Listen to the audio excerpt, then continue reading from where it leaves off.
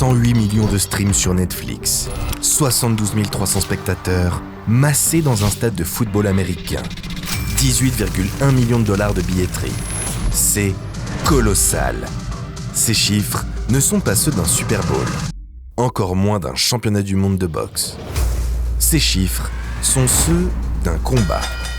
Enfin, si on peut encore appeler ça un combat.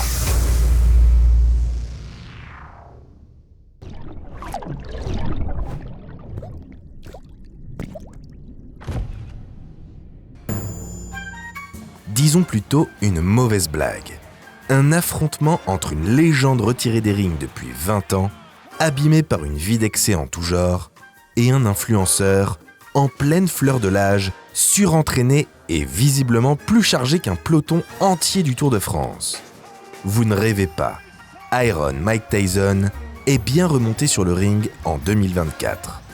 À presque 60 piges, avec une sciatique d'enfer et un cardio de grand-mère. Et comme on pouvait s'y attendre, ce n'était pas joli à voir. Par moments, c'était carrément gênant.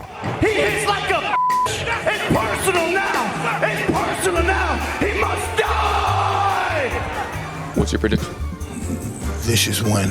Vicious win. Thank you, Dad. Love you. Love you too. Avec le recul, c'était même un énorme molar craché en pleine face du noblard. Et je ne dis pas ça pour me la jouer puriste. De vieilles gloires qui remettent les gants, histoire de renflouer les caisses après leur 4e divorce, ça ne date pas d'hier. Le vrai faux combat entre Mohamed Ali et Rocky Marciano, la fin de carrière lente et douloureuse de Joe Louis, on connaît la chanson. Mais ce combat-là, c'était différent. Parce qu'on parle d'un événement qui a généré plus d'argent qu'un championnat du monde. D'un show qui a suscité plus d'engouement que n'importe quel volet de la trilogie Wilder vs Fury. D'un combat qui, qu'on le veuille ou non, est l'un des plus importants dans l'histoire récente de la boxe. Et pas forcément pour les bonnes raisons. Et ce n'est pas un hasard, parce que derrière ce spectacle, il y a une machine. Un duo qui écrase tout sur son passage. Il y a les frères Paul. 2 frangins qui ont compris avant tout le monde que la boxe d'aujourd'hui n'est plus une question de titre ou de ceinture. C'est une question de hype, de vue et de clash. Qui sont-ils ? D'où viennent-ils ? Et surtout, comment des starlets d'Internet ont-ils retourné le game au point de devenir aussi influentes que Floyd Money Mayweather ? Vous êtes bien dans le flashback et aujourd'hui, on plonge dans la success story la plus controversée des sports de combat, celle des fossoyeurs du noblard, Jake et Logan Paul. Logan Paul hosted the video with the title, "We found a dead body." So far, Jake has not been cited because police say he hasn't broken any laws. You got him hurt! You got him hurt! He's hurt! He's hurt! You just fucking beat Floyd Mayweather. Yeah, what the fuck, It's a Dad? joke. Hey, It's a joke. Ce week-end, c'est l'UFC 314 et le grand retour d'Alexander Volkanovski. L'ancien champion affronte le Brésilien Diego Lopez pour la ceinture vacante des poids plumes. Un superbe combat pour désigner le successeur d'Ilia Topuria. Si t'as envie de parier sur ce duel, notre partenaire Unibet te propose plein de cotes très intéressantes. La Team Boxing Academy en a retenu une en particulier. On s'attend à un affrontement tendu pour le titre entre 2 combattants qui semblent très bien matchés. Alors, si tu penses que ça pourrait se finir à la décision, la cote pour ce scénario est proposée à 3. Dans la soirée, il y aura également le nouveau fight de notre combattant anglais préféré, Paddy the Baddy, face à un Michael Chandler habitué des guerres ultra spectaculaires.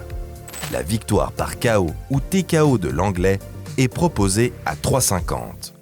Enfin, dans un combat qui s'annonce électrique, une victoire de Jean Silva par KO face à Bryce Mitchell est proposée à 2,20. Le Brésilien reste sur 4 victoires de suite avant la limite. Alors n'hésite pas à profiter de cette belle opportunité. Toutes les autres cotes sont disponibles directement sur l'appli ou sur le site internet. Tu pourras également retrouver les autres combats de la soirée. Si tu souhaites nous soutenir, utilise le code BOXING pour obtenir un bonus allant jusqu'à 100 € à l'inscription. Mais n'oublie pas que le pari doit rester maîtrisé. Ne joue pas ce que tu ne peux pas te permettre de perdre. Et surtout, c'est interdit aux mineurs. Revenons maintenant aux frères Paul.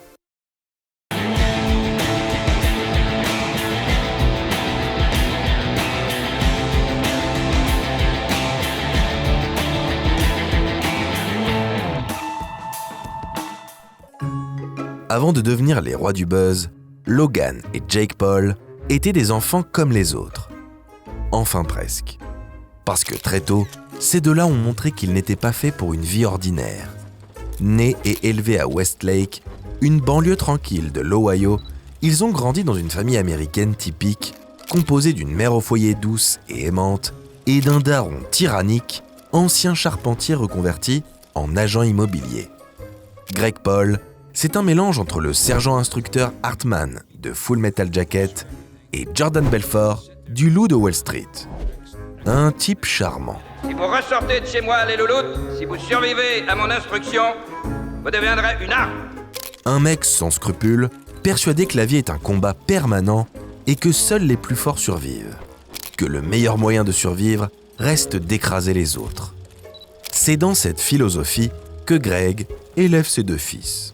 Dès leur plus jeune âge, Logan et Jake sont mis en concurrence, entre eux, mais aussi avec le reste du monde. Parce que chez les Paul, tout est question de compétition. Quand ton daron, c'est Greg Paul, pas question de traîner devant la télé ou de jouer aux cartes Pokémon. Ce qui est assez ironique d'ailleurs. One of my favorite Pokémon. Gengar, also one of my favorite Pokémon of all time. First edition Yellow Cheeks Pikachu. Non, il faut faire du sport comme des vrais bonhommes. Ses fils ont d'ailleurs plutôt intérêt à se montrer performants. Parce que sinon, vous ne voulez pas le savoir. You'll hear different stories from Jake and I. Jake's memory seems to include a bit more abuse, which I don't recall. C'est ainsi que l'aîné de la fratrie, Logan, le plus discipliné des deux, se forge une réputation d'athlète prometteur. C'est un excellent joueur de football, certains disent même qu'il aurait pu évoluer en NFL et surtout, c'est un lutteur extrêmement talentueux. Plus talentueux que Jake, qui lui se fait surtout remarquer pour son agressivité débordante et un comportement rebelle, pour ne pas dire borderline. Globalement, les frères Paul sont tous les deux des petits cons qui adorent le trash talk et la provoque. Pas uniquement dans le sport d'ailleurs. À l'école, Logan et Jake sont en quête permanente d'attention. Ils enchaînent les blagues douteuses et deviennent rapidement ingérables. Jake, en particulier, se fait remarquer pour son côté grande gueule.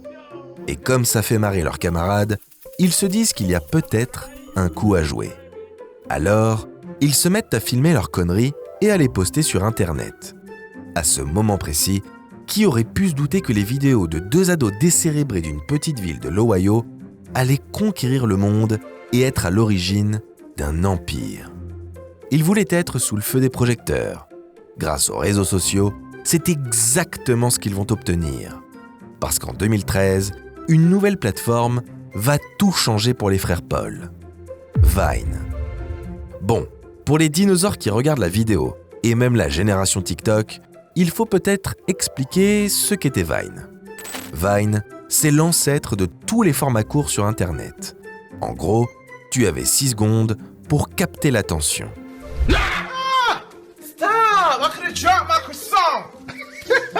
C'était court, donc il valait mieux être percutant. Aujourd'hui, ça peut paraître banal, parce qu'en 10 ans, tout s'est accéléré. Mais à l'époque, c'était une vraie petite révolution. Malgré leur jeune âge, Jake et surtout Logan, rappelez-vous, c'est celui qui a un cerveau, sont parmi les premiers à comprendre le potentiel dingue du format, avec lequel leur personnalité clairement too much match à merveille. Très vite, ils accumulent des millions de vues, les sponsors affluent et les deux frangins deviennent des stars du web. Logan, grâce à son humour, son énergie débordante et son charisme. Jake, fidèle à lui-même, adopte un style beaucoup plus provoque. Du what the fuck et des clashs. I got a burrito. You got a burrito. We all have burritos. Hey, sing it. La recette de leur succès est déjà toute trouvée. Le problème, c'est que le succès de Vine, lui, est aussi éphémère que son format. La fratrie se voit obligée de faire comme tout le monde et de basculer sur YouTube. Là-bas, ils suivent la tendance. Ils postent des vlogs, des pranks, des défis à la con. Le genre de vidéos qu'on pouvait retrouver à peu près partout à l'époque. Mais Jake et Logan réussissent quand même à se démarquer de la concurrence en appliquant ce qu'ils ont appris sur Vine. Aller toujours plus loin, quitte à choquer. Grâce à cette stratégie bien huilée, ils engrangent des dizaines de millions d'abonnés en seulement quelques mois. Mais à force de repousser les limites de l'acceptable, on finit inévitablement par franchir la ligne rouge.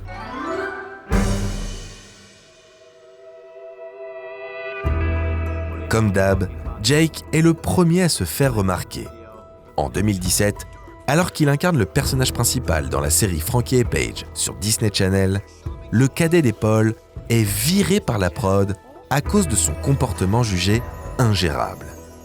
À ce moment-là, Jake organise régulièrement des soirées en mode Projet X dans sa villa. La police est obligée d'intervenir quasiment tous les soirs. Il se met à dos ses voisins, les pauvres, on les comprend, ses amis et même sa propre famille. Mais paradoxalement, ce n'est pas de lui dont va venir la goutte d'eau qui fait déborder le vase. En janvier 2018, Logan Paul poste une vidéo qui retourne Internet. On le voit au Japon, en train de filmer une personne décédée, visiblement pendue dans la forêt d'Aokigahara, un lieu plus connu sous le nom de la forêt des suicides. Logan ne semble pas particulièrement choqué par sa découverte. Au contraire, il en profite même pour faire des blagues. La scène est insoutenable, l'indignation immédiate. L'extrait fait le tour des réseaux sociaux et même des médias traditionnels. C'est un séisme médiatique d'une ampleur inédite pour une personnalité d'Internet. Logan supprime la vidéo au bout de quelques heures et poste même des excuses officielles, mais le mal est fait. YouTube le démonétise, ses sponsors le lâchent et même ses collègues influenceurs le blacklistent. Sa carrière semble tout simplement terminée. En tout cas, dans un monde normal, elle le serait. Mais on ne vit pas dans un monde normal. De cette histoire, Logan et Jake vont tirer un enseignement fondamental. À l'ère des réseaux sociaux, toute pub est bonne à prendre, même le pire des bad buzz. Et c'est précisément grâce à cela que les frères Paul vont réussir leur reconversion. Say less, please. Please.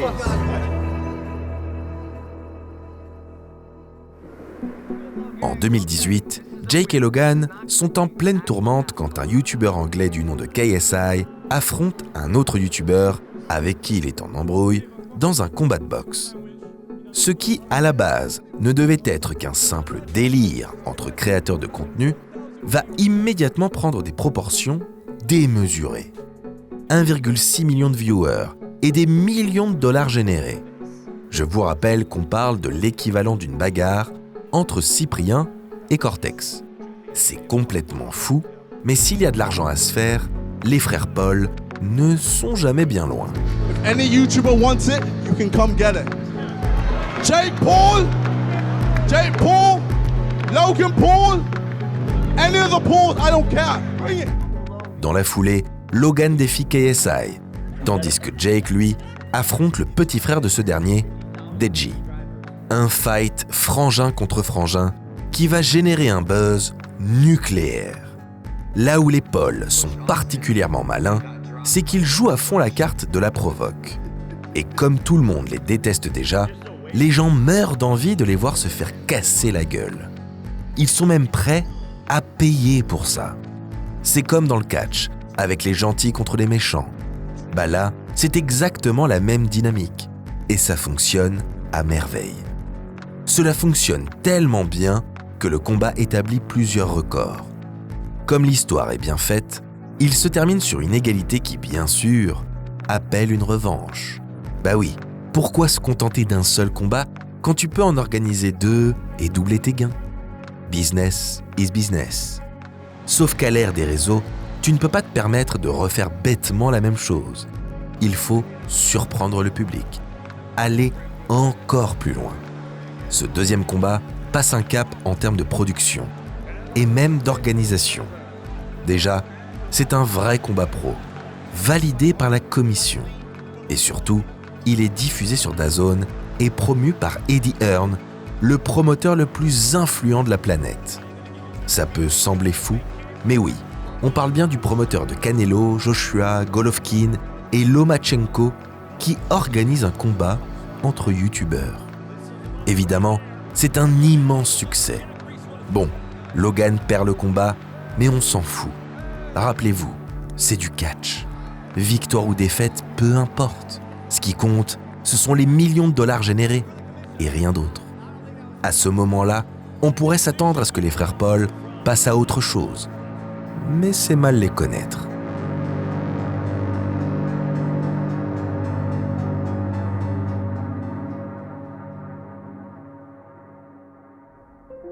Qu'est-ce qui pourrait être plus gros qu'un combat entre 2 influenceurs? Un fight entre un influenceur et l'un des, si ce n'est le meilleur boxeur de tous les temps, pardi. Logan Paul contre Floyd Mayweather? Bienvenue dans le multiverse des frères Paul. D'un point de vue marketing, l'idée est tout simplement géniale. Quand Logan boxait KSI, on espérait qu'il passe un sale quart d'heure. Mais face à Floyd, on se doute bien qu'il va se faire massacrer. L'affiche est complètement déséquilibrée. Mais au fond, tout le monde a envie de voir ce jeune arrogant qui joue au boxeur se faire corriger par une légende du noble art. En plus, avec Mayweather, on sait que le spectacle sera forcément au rendez-vous. Jouer les méchants pour promouvoir des combats, dans l'histoire de la boxe, personne ne l'a fait mieux que lui. Mais à son époque, les réseaux sociaux n'étaient pas aussi développés. Aujourd'hui, Logan n'a pas besoin d'attendre une pesée ou un documentaire HBO pour faire monter la sauce. Un simple tweet suffit. En fait, tout son contenu sert à promouvoir ce genre d'événement. Chaque vidéo, chaque post, chaque podcast participe à alimenter un gigantesque storytelling dont la conclusion se trouve sur le ring. Pour assister au dénouement, pas le choix. Il faut passer à la caisse. Une fois que tu as payé, peu importe que le résultat final soit à la hauteur de tes attentes. Le combat entre Mayweather et Logan était vraiment naze. On sentait que Money Mayweather s'amusait avec sa proie, comme un chat avec une souris. Paul a peut-être perdu un combat, mais au fond, il a gagné la guerre. Il a même touché le jackpot. Il a encaissé ses millions et s'est imposé comme un acteur incontournable du sport business. Après ce combat, Logan est passé à autre chose. Il est devenu catcheur. Quelque part, on peut parler de progression logique. Il a appliqué exactement les mêmes recettes qui ont fait sa réussite dans la boxe, c'est-à-dire faire le buzz à tout prix, et aujourd'hui, c'est l'une des superstars les plus bankable de la WWE.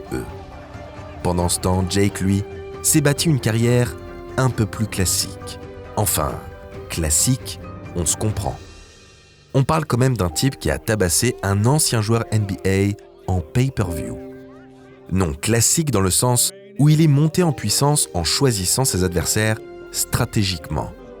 Des mecs connus, jamais des boxeurs professionnels, mais des athlètes assez crédibles aux yeux du public, comme Ben Askren, pour donner l'impression que le chaos que Jake va leur infliger vaut réellement quelque chose.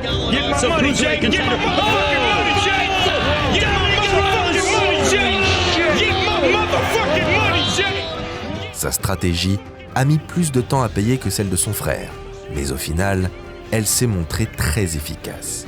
Aujourd'hui, beaucoup de personnes, beaucoup trop, estiment que Jake est un boxeur qui mérite un title shot. Et pourquoi pas? Après tout, il a quand même battu le grand Mike Tyson. Vous trouvez ça ridicule? Normal, ça l'est. Mais c'est clairement son objectif. Ce n'est pas pour rien qu'il trash-talk régulièrement Canelo. Pour l'instant, le champion mexicain l'ignore. Mais combien de temps pourra-t-il résister à l'appel de l'argent facile. Impossible à dire. Jake Paul, champion du monde de boxe, la perspective pouvait sembler complètement délirante il y a quelques années. Mais aujourd'hui, c'est une vraie possibilité. Problem child, Jake Paul!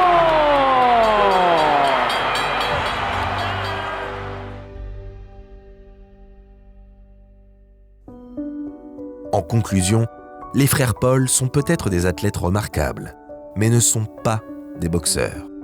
Ce sont des hommes d'affaires déguisés en combattants, des opportunistes qui ont compris que la boxe n'est plus un sport, mais un spectacle. L'important n'est plus de savoir qui est le plus fort, mais qui fait le plus de bruit, qui génère le plus de vues et qui vend le plus de pay-per-view. Le noble art est en train de devenir une parodie de lui-même, où le trash talk vaut plus que le talent, où la hype écrase la légitimité, où la crédibilité se monnaie sur YouTube et TikTok plutôt que dans les gyms. Le pire, c'est que ça marche. Et si ça fonctionne aussi bien, c'est entièrement de notre faute. Nous tous, médias, journalistes, fans de boxe, spectateurs, bref, la communauté du noble art. Personne ne nous oblige à parler de ces clowns, à cliquer sur leurs vidéos ou à regarder leurs combats. Personne. À en entendre certains, personne ne le fait d'ailleurs. Et pourtant, ça n'empêche pas Logan et Jake d'encaisser des millions pendant que la boxe, la vraie, peine à attirer des spectateurs, des sponsors et même des diffuseurs. Sûrement parce que dans un monde où tout va vite, où tout doit être consommé dans l'instant et oublié aussitôt, un combat de 12 rounds entre deux techniciens cubains ne fait pas le poids face à un chaos spectaculaire de Jake Paul. Qu'on le veuille ou non, Jake et Logan Paul sont aujourd'hui les visages de la boxe, les têtes de proue d'un sport qui a connu des légendes telles que Rocky Marciano, Muhammad Ali, Sugar Ray Leonard ou Manny Pacquiao. Le noble art est en train de se faire vampiriser par des influenceurs médiocres. Ce phénomène ne concerne pas uniquement la boxe. Regardez ce qu'il se passe avec le MMA, le tennis ou le football. Merci Gérard Piquet. D'ailleurs, ce phénomène est déjà arrivé chez nous. Le GP Explorer, le DTR Fight et même le Pétanque Explorer sont des héritiers directs des combats de Jake et Logan Paul. Le but de cette vidéo n'était pas de vous faire culpabiliser. Chacun regarde midi à sa porte. Vous pouvez consommer ce genre de contenu. Mais s'il vous plaît, en parallèle, n'oubliez pas de soutenir le sport, le vrai. Parce que le jour où les véritables champions du monde boxeront dans des arrière-salles miteuses, pendant que les petits-enfants des frères Paul gagneront des millions en se battant virtuellement contre des IA, il sera trop tard pour pleurer la mort du noble art.